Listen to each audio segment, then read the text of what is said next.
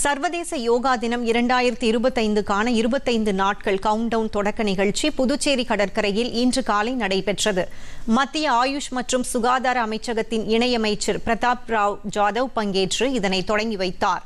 புதுச்சேரி கடற்கரையில் காந்தி மண்டபத்துக்கு முன்பாக அமைக்கப்பட்டிருந்த மேடையில் தொடக்கமாக பிள்ளையார் வேடமணிந்திருந்த ஒருவர் யோகா செய்ய அவரை சுற்றியிருந்த 6 பெண்கள் பரதநாட்டியம் ஆடினர்.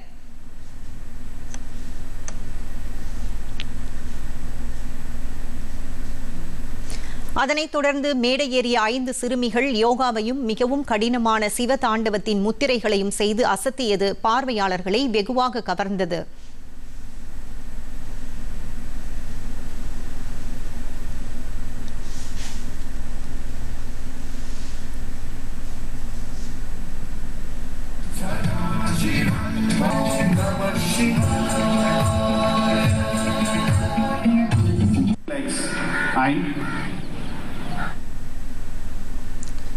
இந்த விழாவில் மத்திய சுகாதாரத்துறை இணையமைச்சர் பிரதாப் ராவ் ஜாதவ், புதுச்சேரி துணைநிலை ஆளுநர் கைலாஷ்நாதன் ஆகியோர் கலந்து கொண்டு யோகாசனங்களை செய்தனர்.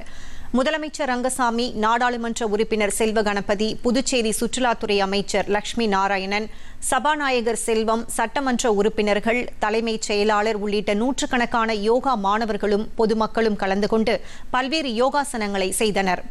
ஆண்டுதோறும் ஜூன் 21ஆம் தேதி சர்வதேச யோகா தினம் கொண்டாடப்படுகிறது.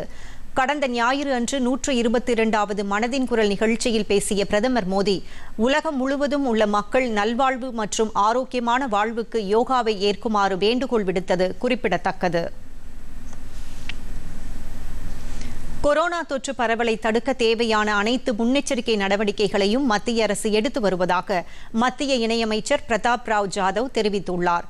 புதுச்சேரியில் யோகா நிகழ்ச்சியில் கலந்து கொண்ட பின் செய்தியாளர்களை சந்தித்த அவர், கொரோனா நோய் தடுப்பிற்கான அனைத்து முன்னெச்சரிக்கை நடவடிக்கைகளையும் மத்திய அரசு செய்துள்ளதாக கூறினார். தற்போதைக்கு முகக்கவசம் கட்டாயமில்லை என்ற அமைச்சர், கொரோனா தொற்றை பொறுத்து அந்தந்த மாநிலங்களும் அவர்களது மாநிலத்திற்கு ஏற்ப பாதுகாப்பு நடவடிக்கைகளை எடுத்துக் கொள்ளலாம் என அமைச்சர் பிரதாப் ராவ் ஜாதவ் கூறினார்.